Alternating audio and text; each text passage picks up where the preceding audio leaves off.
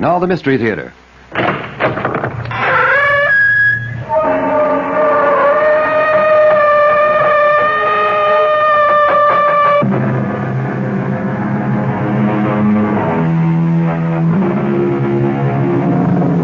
Come in. Welcome. I'm E.G. Marshall. Welcome to the world of terrifying imagination. In 1843, a Dr. James Braid of Manchester developed the art of being able to produce trance sleep. Of course, he was not the first. That honor belonged to Friedrich Anton Mesmer. But Dr. Braid did coin the name of this both beneficial yet potentially disastrous parascience, hypnotism. In the skilled hands of a doctor or a psychiatrist, it can be profoundly beneficial. But in the hands of an amateur or someone unscrupulous, it can be murderously dangerous. That's it, Marge. Just keep your eyes on the coin as it goes back and forth, back and forth. You're getting sleepy, so sleepy. Your eyelids are heavy. You can't hold them up. You've got to sleep, sleep, sleep. She's under, Mark. You're putting me on, Jeff. She's fake. No, she's under, all right. She's a hypnotist's dream. Very suggestible. Look, I'll prove it to you. What's this? Hey, don't hold it there. Just long enough to show she doesn't react. You could have burned her. Oh, come on. You think I'd do anything to hurt your sister? Well, now that you've got her under, what are you going to do? What would you like her to do? Jeff asked me, what would you like her to do? Well, I would have liked her to murder my father. I wondered how Jeff would have reacted if I'd said that out loud. It almost came out anyway, since it's all I think of these days. How to murder, destroy, wipe out my father.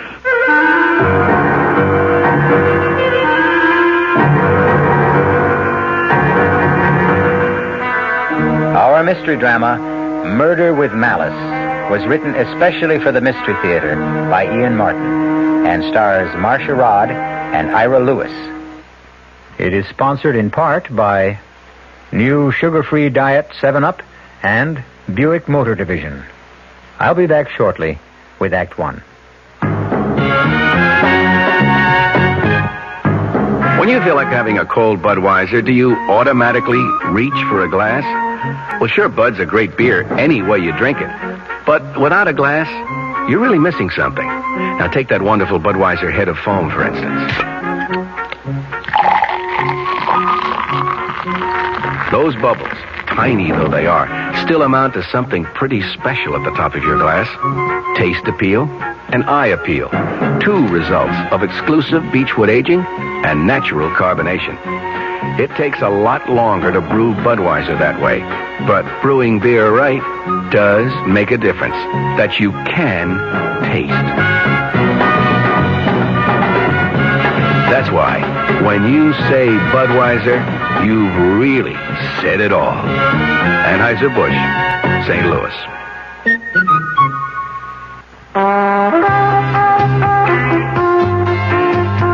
North Jersey is certainly getting a higher yield this season, especially with Suburban Savings Special High Yield Savings Certificate that you can raise for fun and profit. All you have to do is plant a modest $2,500 minimum in Suburban's limited issue 7.50% savings certificate. Then put your certificate in a nice, safe place. Suburban takes care of the rest by compounding interest continuously from day of deposit paid quarterly. You'll get a nice, healthy 7.90% effective annual yield on your 7.50% savings certificate when you let it grow from 4 to 10 years. Early withdrawal prior to maturity is, of course, subject to a substantial penalty. So for a nice, healthy 7.90% annual effective yield, grow Suburban's 7.50% savings certificate for fun and profit at any Suburban savings office in northern New Jersey.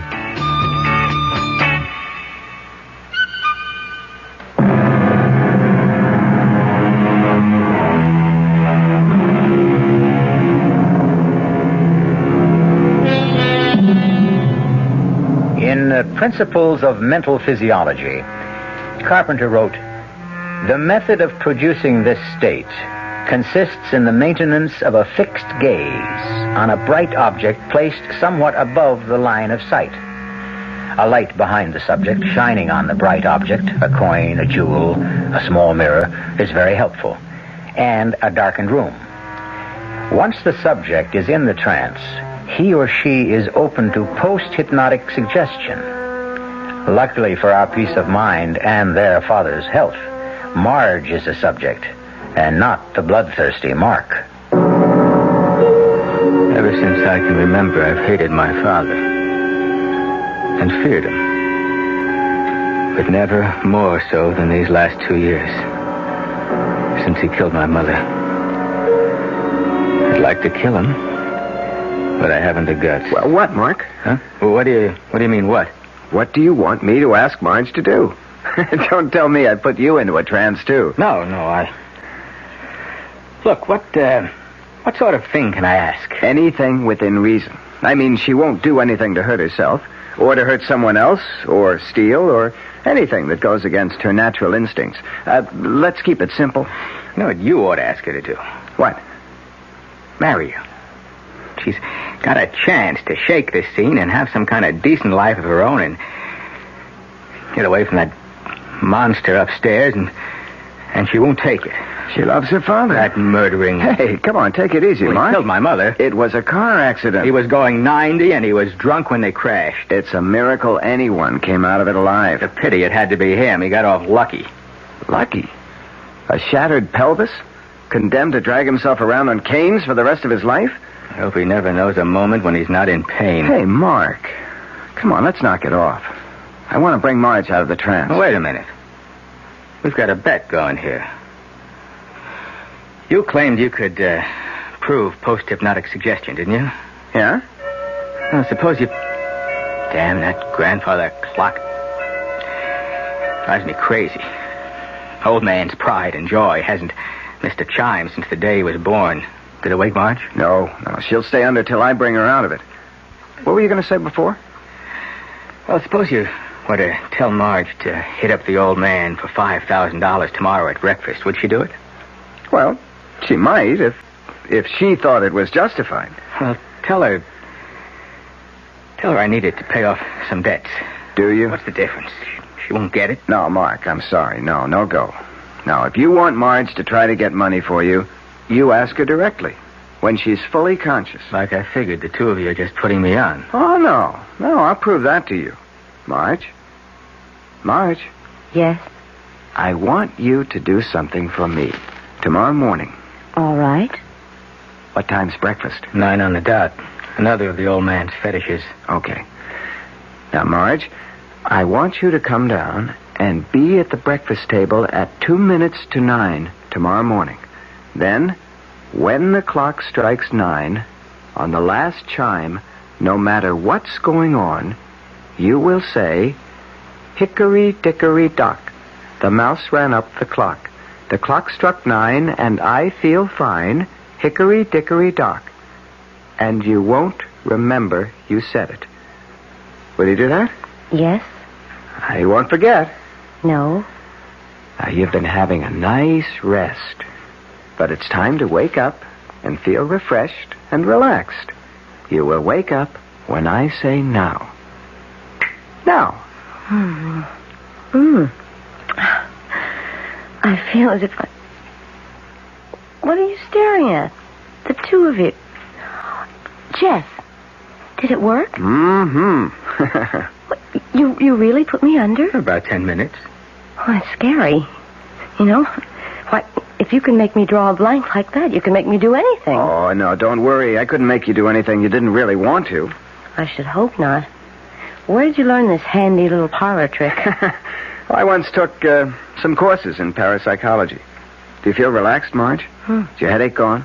I have to admit I do. And no headache. I really feel as if I'd had a whole night's sleep. You're a master magician. No, anyone can do what I did, provided he has the right subject, and that person is willing. Not that I'd advise it, though. It's a dangerous thing to fool around with. But, Your friend uses it in his practice. Dr. Frank? Oh, yeah. Occasionally, if it's indicated. Actually, he's relatively conservative for a psychiatrist. I don't need him. Well, honey, I'd like to see you get rid of those headaches. I'm not a candidate for the couch yet. Well, I guess I'll hit the sack. Thanks for the fun and games. Good night. Night, little brother. Good night, Mark. Little brother? Didn't you ever know? I was the first twin to arrive. It's only one of Mark's resentments. He's the one who really needs analysis. Marge, Mark's problems are his own. Yours are something I want to see solved. I don't know why you waste your time with me.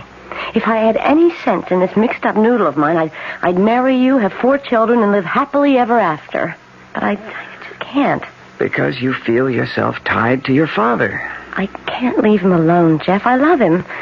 I think, for your sake, Jeff, you'd better forget me. Will you do me one favor first?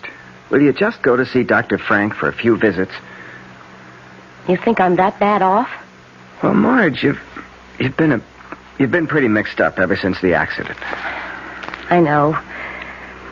Okay, Jeff. Maybe you're right. Let me think about it, and maybe I'll call your Dr. Frank tomorrow. Tomorrow? What is it, Jeff? Nothing. It isn't important. It'd be more complicated to undo than to do now. I'll call you then and explain.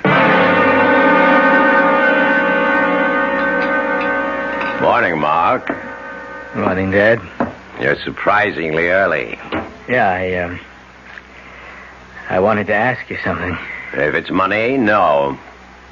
Dad, I'm in bad trouble. Well, then dig yourself out. Dad, Mom left me money that will come to me when I'm 30. Why can't I? Very wise of her. Maybe in another 6 years you'll be able to handle it instead of gambling it away. It wasn't Mom's decision. You talked her into it. I most certainly did. Look, you don't understand. I'm mixed up with some very hard guys. If I don't pay them off... Oh, don't talk nonsense. They'll wait for their money. Good morning, Marjorie. Good morning, Dad. Mark, am I late? No, dear, it's just 2 minutes to 9. Sit down. Have your orange juice. I'll pour the coffee first. You sound very chipper. Yes, I had a wonderful sleep last night. Relaxed as a kitten. I wish I could say the same. Well, that's what comes of having a guilty conscience. And what about yours? I wanted to shout at him as I pushed my chair from the table violently and went to the sideboard. I was seething with hate at his smug self-righteousness. Guilty conscience. If he only knew how guilty, how much I wanted him dead. Serving breakfast plates for Marge and me gave me time to regain control. Then the clock began to strike 9, and my mood improved. A small revenge, but if Jeff's trick worked, at least I'd see the pompous old ass look foolish for once. What time did Jeff Henderson leave last night? I think I'm old enough not to have to answer questions like that. Well, I think I have the right to ask any questions I want to in my house. Because I want to know if you're thinking again of marrying Jeff. Hickory-dickory-dock. The mouse ran up the clock. The clock struck 9 and I feel fine. Hickory-dickory-dock. What? What did you just say, Marjorie? Me? I didn't say anything. I just asked you a perfectly reasonable question, and you replied with a silly nursery rhyme. Nursery rhyme? Dad, I don't know what you're talking about. I didn't... She doesn't know. She said it. Keep out of this, Mark. It was post-hypnotic suggestion. It was what? Marge had one of her bad headaches, and Jeff thought he could cure it by hypnosis. And he did. But what's this about... Hypnosis? Marge, I must say I didn't think you'd be this foolish. I don't want Jeff Henderson in this house again. Dad, I'm the one the trick was played on. Where's your sense of humor? I haven't had any sense of humor since I lost your mother. No, don't help me. I don't need anyone. I can manage by myself. I don't expect it from my son, and I don't ask it from you, Marge. Dad, I'll let him go, Marge. He's only looking for sympathy. Why do you have to be so hard on him, Mark? Because I hate him. I always have. Mark, he's our father. I love him. Well, maybe we're not... What do they call us? Enzygotic twins, after all, huh? I mean, I guess we came from two different eggs because the only thing I want him to be is dead. I think maybe we both need psychiatrists. I'll get it, Williams. Yes? Are you Mark Prentice? Yes. Well, open up, fella. Let me in. Oh, now, you don't want to see artillery, do you? Benny? Yeah. He sent me. What do you want? Oh, boy. Benny must be going soft. He lets you into him for 15 big ones. Now, look. I'm going to pay him. Oh, I know you're going to pay him. But when? Like, what's on account? I haven't got anything right now, but Benny knows that I come into my own money when I'm 30. You got 2 weeks, fella. 2. For whole account. Otherwise, a couple of broken legs, a little treatment around kidneys, you carry the rest of your life. And we'd still be waiting for the payment. You get the message? I'm scared. And I've never been so scared in my life. And I'm caught. They mean business. And I'll never change my father's mind. I'm going to have to kill him. But how? How?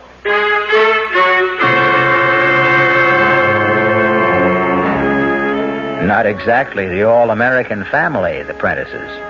But then, where murder is contemplated, and where in fact it may be done, you don't expect to find very normal people. Especially where the murder is premeditated. I'll return shortly with Act 2.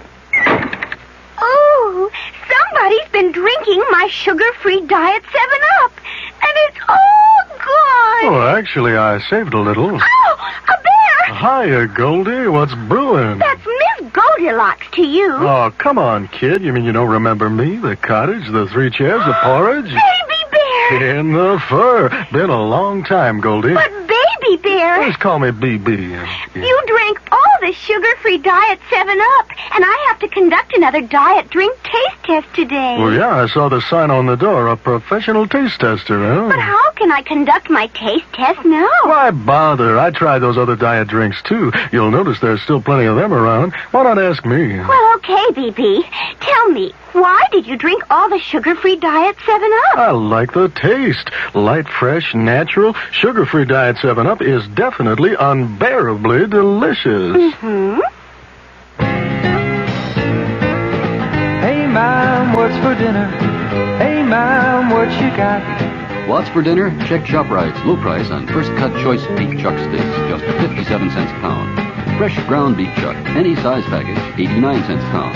ShopRite hamburger rolls in packages of 8, just 3 for $1. Mohawk 5-pound canned ham will serve a crowd for just $4.99. Save on fresh red plums, 3 pounds for $1. Hotel bar butter, 79 cents a pound.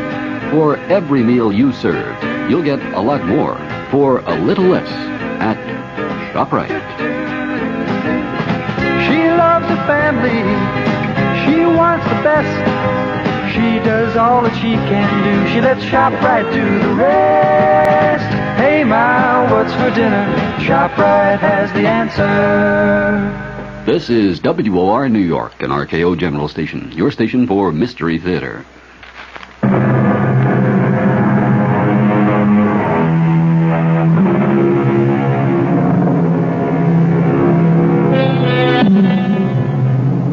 Almost 2 weeks have passed, and Mark has not been able to take any action towards solving his problems.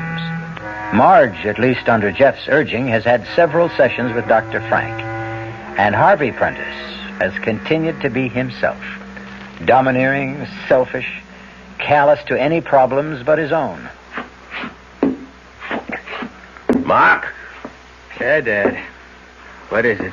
Where the devil is Marjorie? I think she's with a psychiatrist. What does she need with a psychiatrist? You'll have to ask her that. Oh, not again. I trust she's not going to be late for dinner this time.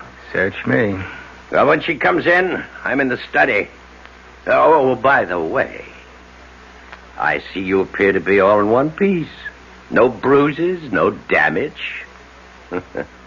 Did you pay off your debts? No. Well, I told you nothing would happen. I've got 2 days left to come up with the money. Look, Dad. No. Not from me. Do you know that I'm scared to go out of the house? Has it ever occurred to you that you should and get a job?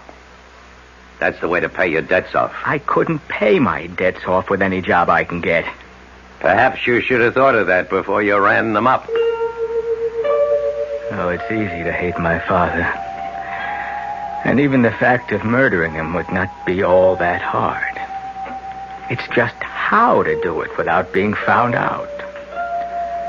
It never occurred to me that my sister might provide the answer.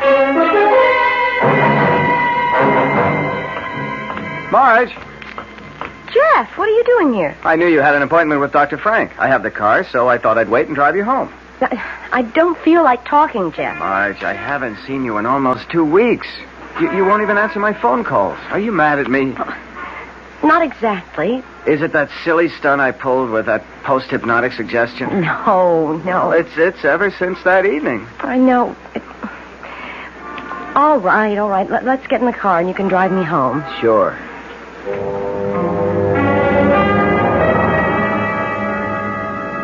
I'm so mixed up, Jeff. I wish you'd never suggested Dr. Frank. Oh, now, wait a minute. He's a good guy. Not for my money, he isn't. I know you meant well, but... But what? Jeff, well, I'm not good for you. Mark and I are all screwed up somehow. The whole family, we're Jonahs. Keep away from us. Marge, nothing you can say. Why won't you listen to me? I don't want to see you anymore. I can't. There's nothing to explain, and I have such a headache. Well, maybe I ought to stay and give you another hypnotic treatment. No. Nobody else is getting inside my head anymore but me. Please, let's just make this goodbye. I don't want to see you again. Marge, wait a minute.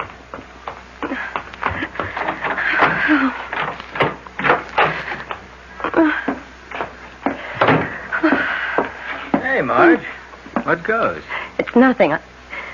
Just leave me alone. Okay. Play it your way. Oh, I'm sorry, Mark. I didn't mean to snap. It's just the top of my head's blowing off. I'm not going near that psychiatrist again. Oh, what's the panic? The things he keeps saying. I think he's the crazy one. How come? Well, I'm not going to go through all the double talk about the id and the superego and the ego, but what he finally got around to saying was that I was jealous of Mother. And because Dad put her first, I hated him and wanted him dead. Well, he's got the wrong twin. But how could he say such a thing to me when I literally gave up Jeff to take care of Dad? Search me. I mean, honestly, I thought that an Oedipus complex was strictly from the ancient Greeks and for doctors talking to each other. Can you imagine me supposed to hate my father? How could you hate Dad when you dropped everything to take care of him ever since Mom died? See, that's because I'm supposed to have a fixation. And it's only guilt that holds me back from destroying him. What? He says that deep down in my subconscious or whatever, I really want to commit murder. You sure you know what you're saying? I know what Dr. Frank said. That I'll never get rid of my headaches till I get rid of my guilt feelings. And to get rid of those, I'll have to kill him. Dad? That's right. Well, there's a quicker way to get rid of headaches than that. How? We'll get old Jeff back to hypnotize you again. No. Jeff and I are through. I told him that tonight. Well, if you really want to get rid of the headache, well, I could have a shot at the hypnosis route. Jeff said anyone could do it. No, thanks. I'm taking my headache to bed. I won't be down for dinner. Of course, I didn't have the idea right then. But some instinct was nudging me that somewhere, somehow, there was a way out for me. But before I could follow the thought through, the phone rang. Yeah, hello? Hello, Mark. Look, I'm working on it. I think I've got a way to... Benny says you got till day after tomorrow. And then you have time. Well, maybe I could raise, You better raise it off, though. 'Cause that's when Uncle Benny's calling it in. Or the deep six. Hey, mister. Who's on the phone, Mark? Someone for me, Dad. Did I hear your sister come in? Oh, yeah. Yeah, a few minutes ago. Well, did you tell her I wanted to see her in the study? No, Damn it, face me when I talk. Why not? because she didn't want to see you. She wasn't feeling well. She went up to bed. Before dinner? She said she didn't feel like eating. And neither do I. Well, what's the matter with you? I'm scared, Dad. That's what's the matter. I'm scared so bad I'm sick. Why? That was some hard guy on the phone. Benny's man. Who's Benny? The man I owe money to.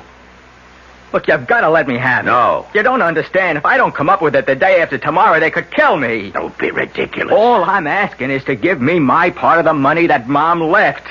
Marge got hers. Marjorie could be trusted. You cannot. Please. I'm not your mother, Mark.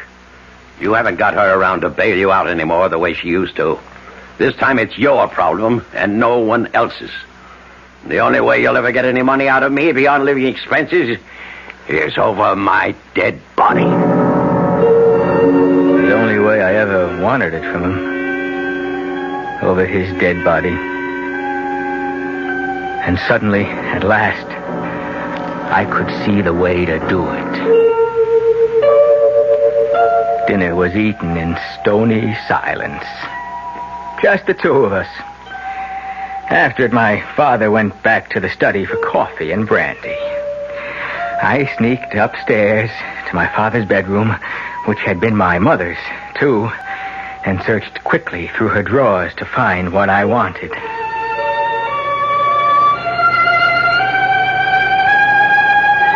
The rest was waiting till my father was safely in bed for the night, and then moving quietly along the upstairs corridor to my sister's room. Who is it? Mark. May I come in? I suppose so. I knew you were up. I saw the light under the door. Dad came by to say goodnight an hour or so ago. I couldn't get back to sleep. What time is it? The witching hour. Midnight. Mind if I sit on the other bed for a moment? It's all right. My bed light in your eyes? No. It's just fine. How's the headache? Splitting. I wish I had some magic remedy. I'd just like to go to sleep tonight and never wake up again. No, you don't mean that. I do tonight. What's that swinging in your hand? That's a memento from better days. Remember, it's Mom's tick-tock watch. Oh, I haven't seen that in years. It's still so shiny. Where'd you get it? Oh, I've had it a while. Remember how when we were kids, she used to put us to sleep with it? The tick-tock watch. Tick-tock, tick-tock, back and forth. My eyes used to get glued to it. Tick-tock, tick-tock, back and forth, till I began to get so sleepy. So sleepy. So sleepy. Sleep, Marge. Sleep. Keep your eyes on the watch. Yeah, your eyelids are getting heavy. Heavy. So heavy. You've got to sleep. Sleep. Sleep. Marge. Marge? I can't believe it. She can't feel the flame. Marge, you're asleep. But you can hear me. Yes, I hear you. Who am I? You're Mark. Am I your brother? Yes, Your twin? yes, Do you know our father? yes. How do I feel about him? You hate him. How do you feel about him? Marge, I asked you. How do you feel about him? I hate him too. Would you like to kill him? Yes. I've always wanted to. I want to kill him. I could hardly believe my luck. And just in time to save my neck. The perfect weapon for the perfect murder. My sister. But did I dare to use it? To hurt her instead of being hurt myself? What would they do to her? What would happen to her if I did what I was planning? And would it even work? What were the odds on the biggest gamble I would ever take in my life?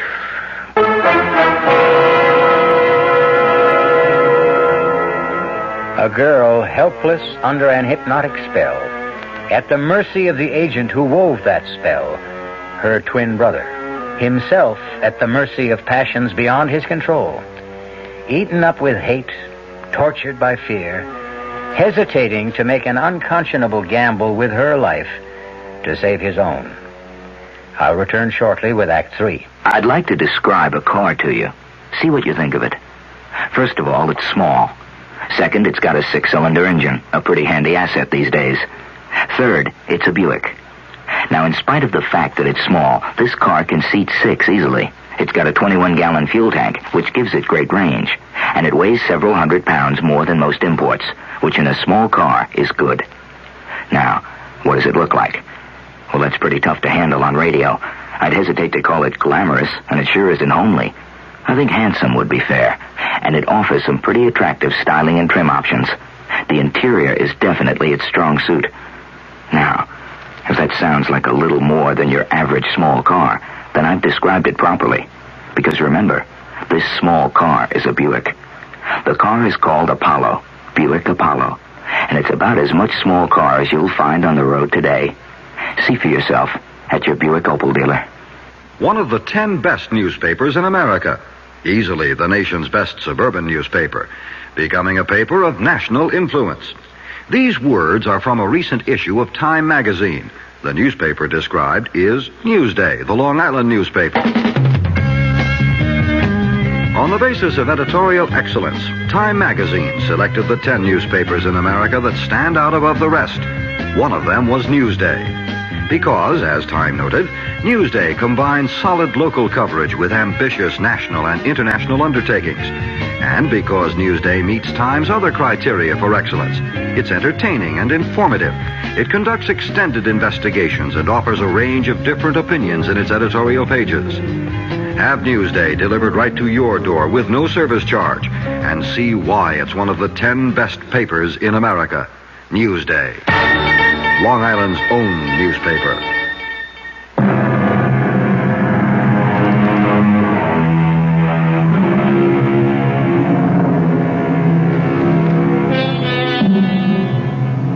Marge lies still, her eyes wide open, but unseeing. Alongside, her brother Mark sits, his mother's watch still swinging its pendulum arc in his hand, unnoticed as he wrestles with the conscience which holds him back from this ultimate gamble. The gamble?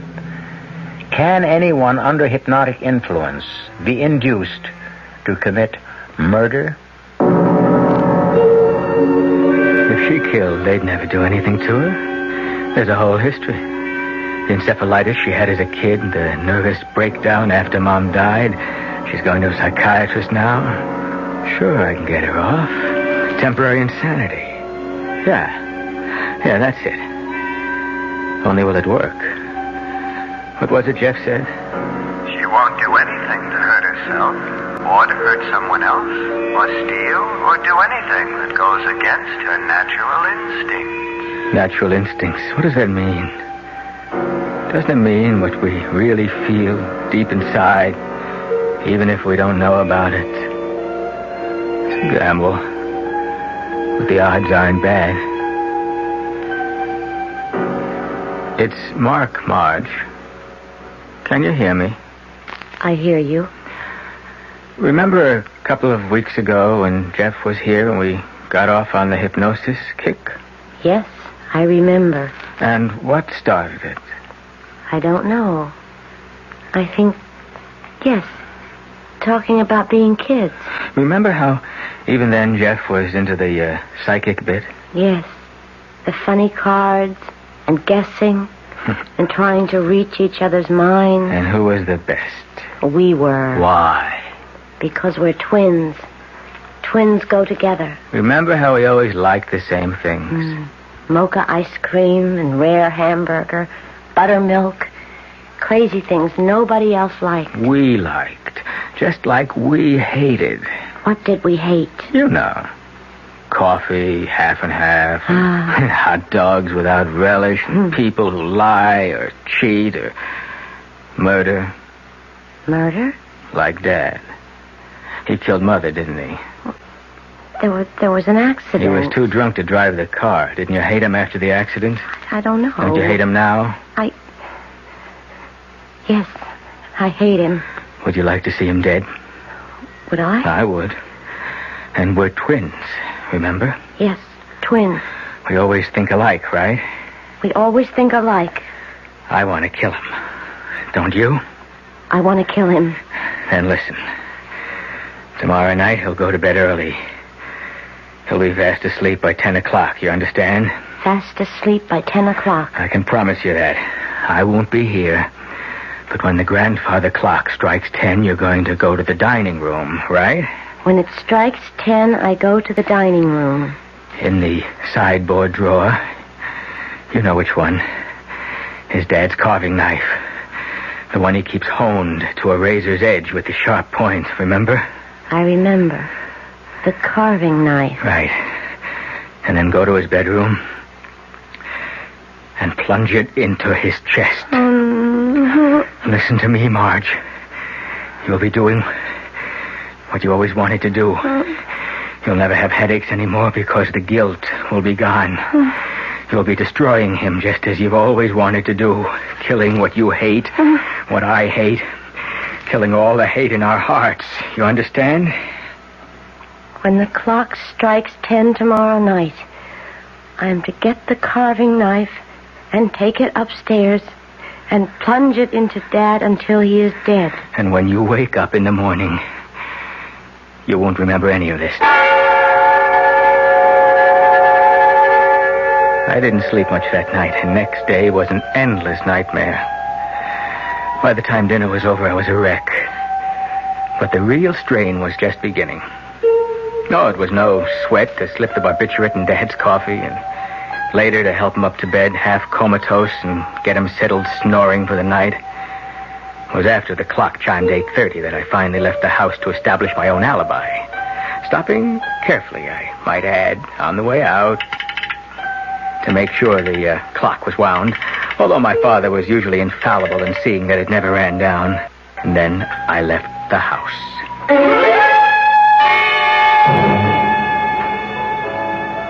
Hey, Mark. Sorry I'm a little late. Oh, just glad you're here. Have you eaten? Yeah. You? Oh, long time ago. I ordered some setups. Scotch okay with you? One drink. Just thought we might have a talk together. What time is it?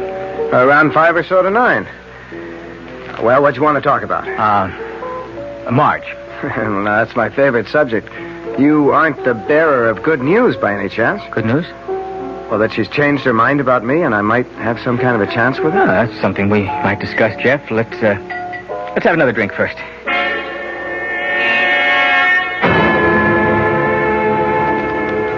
was I? Don't you think you should go a little easy on the drinking, Mark? Hey, if I want to get drunk, I'll get drunk. Not with me, Buster. All right, okay, so I'm sober. Where was I? Well, you were trying to explain something about your sister, which is the only reason you're holding me. Oh yeah, Marge, yeah. You know, you don't stand a chance as long as Dad's around. Yeah, I'm aware of that problem. Well, supposing it suddenly didn't exist anymore, supposing there wasn't my father. If that's your only question for the evening, maybe we ought to order another drink.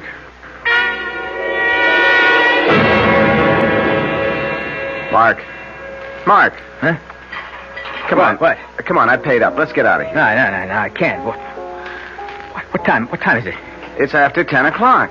How much? It's 5-10 minutes after 10. That's not long enough. I gotta stay here a while.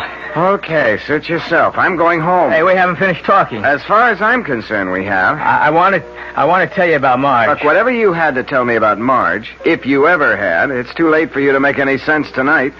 Either you come with me now and I'll drop you home, or stay. Get as stoned as you want. I gotta stay. Just a little longer. Doesn't matter anymore. My hands, my feet, everything seemed like lead from the moment 10 o'clock had passed. Before I'd been fired up, nervously tensed, hard put to act normal. Now the drinks meant nothing. I wanted to call it all back. I stumbled to my feet. I rushed out of the bar. In the cab back to the house, I had all sorts of fantasies. Sometimes when the clock got overwound, it would stop. If it hadn't struck 10, maybe my father was still alive. And the other fear, how did I expect my amateur hypnosis would work?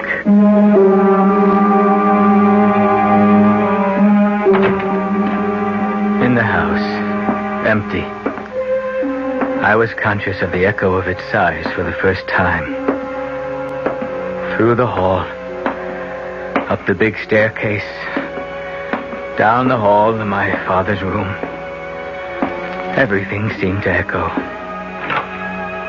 Carefully, I opened the door to my father's room and listened. No sound.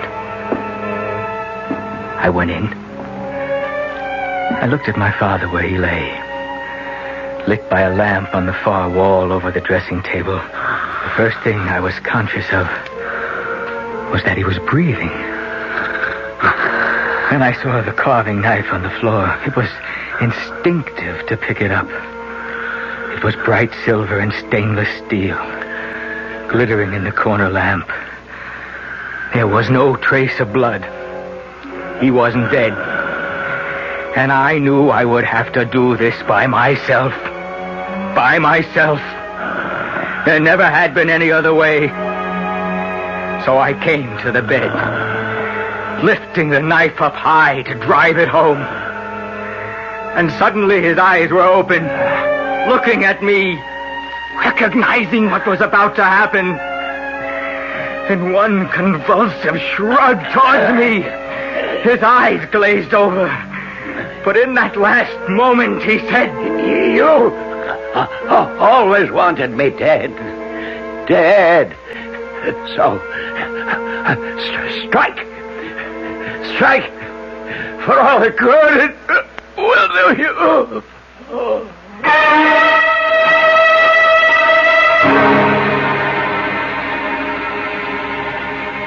So he's dead, as you wanted him to be.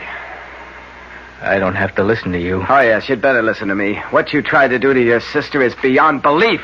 She hated my father as much as I did. Your thumbnail psychology is about as successful as what you know about hypnotism. Oh, you put Marge to the acid test, and your hypnotic suggestion worked just as you planned it, up till the last moment. How do you know? Because your sister ran to me for help. At the last moment, she couldn't force herself to turn against love. Not for this one man, or me, or you, but just the fact that she was human and normal, and hate was no part of her, but love was. So she dropped the knife and ran to you. Well, you dropped it too, didn't you? When it came to the test, you could no more strike than Marge. Could you? I'll never know. He died before I had the chance. A massive stroke had caused my father's death before I had a chance to kill him. But if I wasn't guilty in fact, I certainly was in intention. And to achieve his death, I would have tried anything within my power. I was lucky to get off scot-free, I thought. And I direct that my entire estate be left to my beloved daughter Marjorie, subject to all the provisions to protect it and her from my son Mark, to whom, with all my heart, I leave nothing, not 1 cent.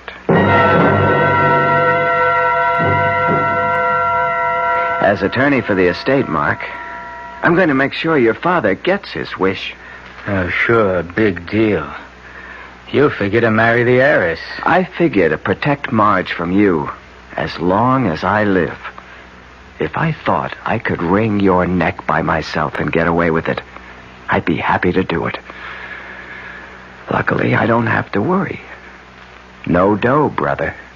Not a penny. Go pay your debts.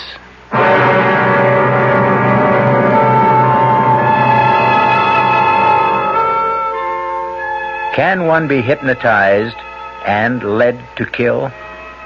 Certainly not from tonight's story, and highly doubtful, if not impossible, no matter who the subject might be. But just in case, I hope we have all learned that it is nothing to meddle with for the uninformed. Like all special areas in life, it should be used by the expert, only in cases of special need.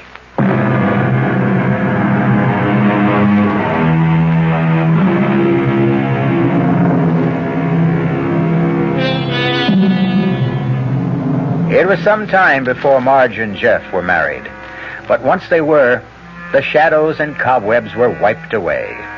Mark was only a dark memory that would disintegrate in time as thoroughly as his corporal self, trapped in his cement boots in the shifting muck of the river bottom where he lies. Who sows the wind must reap the whirlwind. Our cast included Marcia Rodd, Nick Pryor, Ira Lewis, and Stotts Cotsworth. The entire production was under the direction of Hyman Brown. Radio Mystery Theater was sponsored in part by Anheuser-Busch Incorporated, Brewers of Budweiser. This is E.G. Marshall inviting you to return to our Mystery Theater for another adventure in the macabre. Until next time, pleasant dreams.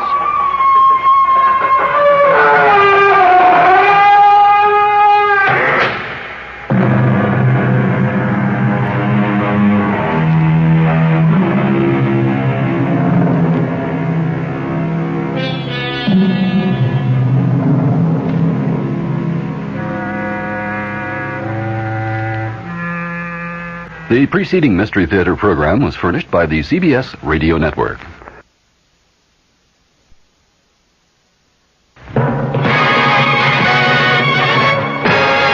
I'm Fulton Lewis in the Mutual Broadcasting System studios in Washington, D.C. Now, my commentary. U.S. District Court Judge John Sirica today delayed proceedings on a White House motion to quash a special prosecutor's subpoena for more presidential tapes, in the judge's words, for the purpose of facilitating discussions leading to a possible compliance. Judge Sirica's brief announcement came after Special White House Counsel James St. Clair entered the judge's chambers, saying that he would ask for a delay in hopes of working out such a compromise. The judge postponed until Friday of this week the deadline for the special prosecutor's office to answer a motion from White House lawyer James St. Clair to quash a subpoena for 64 presidential conversations. St. Clair, you recall, went into court last week with a motion to stop the subpoena, and Judge Sirica originally had set today as the deadline for the prosecutor's response. The judge also delayed a hearing on St. Clair's motion, originally scheduled for Wednesday, until a week from today, next Monday. Before entering a conference with the other lawyers and Judge Sirica, Attorney St. Clair said that he had asked for a 5-day delay to permit the special prosecutor and myself to see whether we can come to some accommodation. In filing his motion last week to quash the subpoena, St. Clair had indicated that the dispute over release of the tapes to the prosecutor might be carried all the way to the Supreme Court. In that filing, there was a formal claim of privilege signed personally by President Nixon declaring that the conversations that were being sought are confidential conversations, quote, between a president and his close advisors, and it would be inconsistent with the public interest to produce those tapes.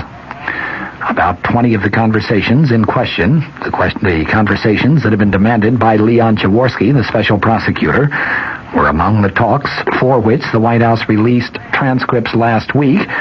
For those, the president said no claim of privilege was asserted. The Jaworski subpoenas were for conversations that started on June 20th of 1972. They span a period of time that finally ended on June 4th of 1973. The earliest date is just 3 days after the famous Watergate break-in at the Democratic Party national headquarters. That was June 17th of 1972. The June 4th date is the day on which President Nixon listened to some of the Watergate tape recordings. The counsel of the president, J. Fred Buzzhart, testified before one of the Watergate grand juries today, but he refused to tell what that questioning was all about. He appeared before Watergate grand jury number 3, which is investigating, among other things, the 18.5-minute gap in one of the key White House tapes. In his White House role, attorney Buzzhart had overall custody of the tapes at one point last year, and he testified extensively during a court hearing into the causes of the now famous 18.5-minute gap and about 2 other tape recordings that the White House said never existed.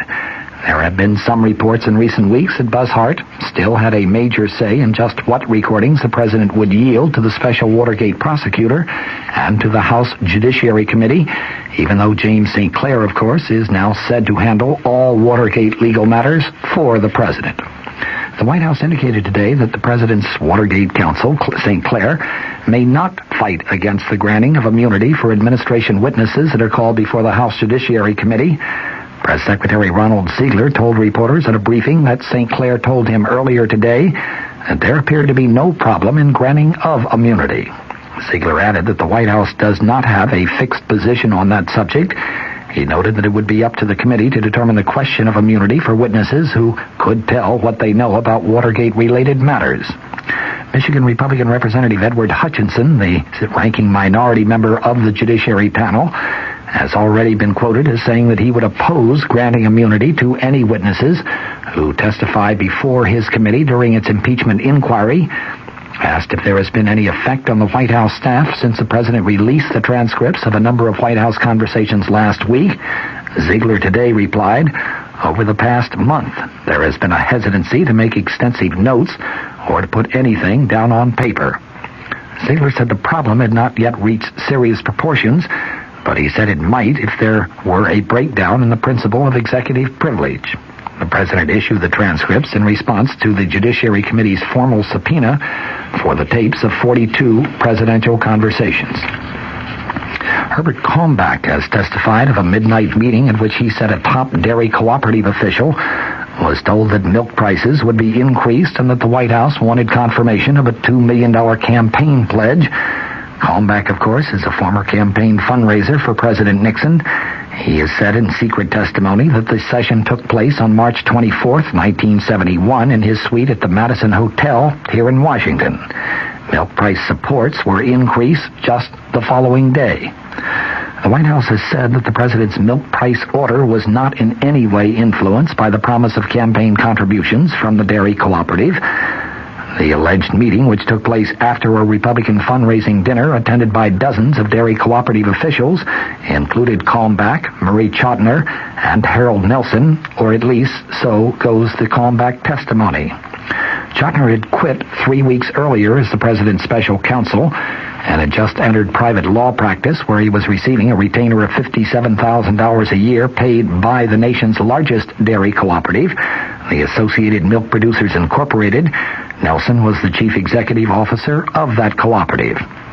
According to the testimony, Kalmbach swore that Chotiner told Nelson that John Ehrlichman, who was the president's chief domestic advisor at that time, wanted Nelson to reaffirm the milk producers' promise of $2 million in light of an milk price increase that the president had just directed. Kalmbach said that Nelson agreed. The next day, the administration made its public announcement of the price increase of 27 cents per hundredweight, which added hundreds of millions of dollars to the income of dairy farmers around the nation. Kalmbach's testimony was given about 6 weeks ago to two investigators for the Senate Watergate Committee, Alan Weitz and David Dorson. They said that this testimony, along with other unspecified evidence, provides the basis for a letter which lawyers for the House Judiciary Committee sent to the White House back on April 19th. That letter, intended to state facts showing the impeachment investigators' need for 45 presidential tape recordings about the milk fund affair, was made public just last Friday. It said, among other things, that on March 24th, 1971, quote, Mr. Murray Chotiner stated to several dairymen that Mr. Ehrlichman expected the dairy industry to reaffirm its $2 million commitment in light of a forthcoming increase in milk price supports. The White House has rebutted by saying that the president was aware of the dairymen's $2 million promise because his aide, Charles Colson, had told him about it back in 1970. Colson has been identified as the main contact in the White House for Nelson, and indeed for other dairy cooperative officials. The White House, though, has vigorously denied that the president's decision to raise prices was in any way influenced by that promise of money. He was influenced, the White House has declared, by traditional political considerations, including pressure from Democrats on Capitol Hill, Democrats who themselves wanted a price increase. Secretary of State Henry Kissinger and Soviet Foreign Minister Andrei Gromyko have arranged to meet tomorrow on the island of Cyprus, the purpose to discuss their search for an end to the Middle East war insofar as the current hostilities on the Israeli-Syrian front are concerned. Plans for that meeting were announced in Moscow.